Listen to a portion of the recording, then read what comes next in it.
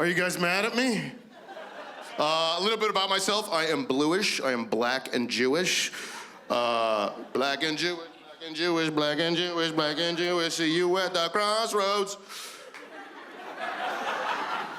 My dad looks like Arthur Ashe, and my mom looks like Howard Stern.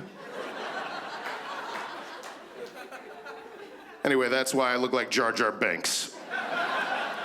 I went to a music school in Boston called Berklee College of Waste Your Money Music. Thank you. That's the dean of the college.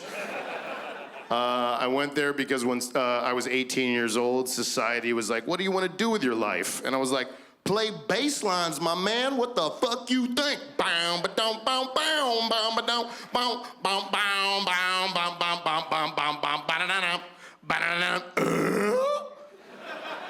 And then my college was like, great, that'll be $120,000.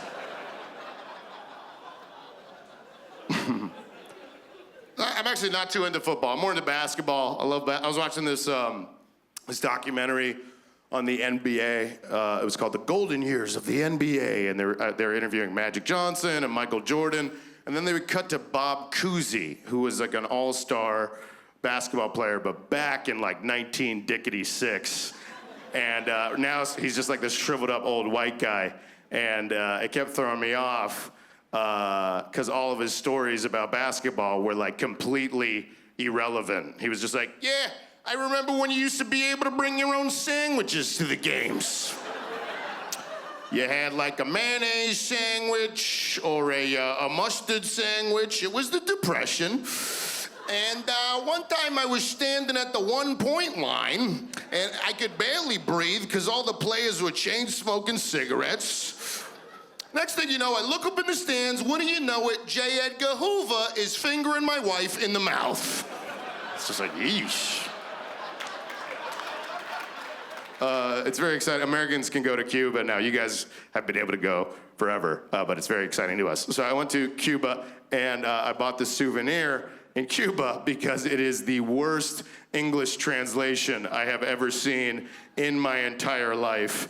And it reads, if you enter to our kitchen and the she finds it dirty, it is because the one that not scrubs this, and the one that this it is not the one that scrubs. And as you he won't scrub, don't criticize as this. Don't criticize as this. Works in every language. I like to think that the translator like had a stroke and set Google Translate to Shakespearean English.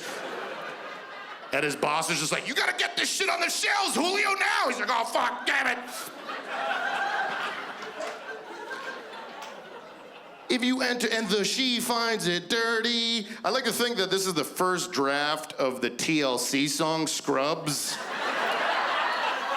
Like T-Boz wrote it in a rush, and Chili and Left Eye were like, yo, what the fuck? We just won a Grammy for Waterfalls and you're giving us this bullshit, T-Boz? It is because the one that not scrubs this, and the one that this, it is not the one that scrubs, and as you, he won't scrub. No, I don't have it yet, damn it. Next time I have an audition and the casting director's like, you can bring in your own monologue or scene from your favorite movie to perform, I just want to bring this in and put it in her lap and just be like, yeah, that's my headshot at the top. And just do the fucking dialogue off of this as if it's the dramatic performance of a lifetime. If you enter to our kitchen and the she finds it dirty, it is because the one that not scrubs this, and the one that this, it is not the one that scrubs. And as you, he won't scrub, don't criticize as this.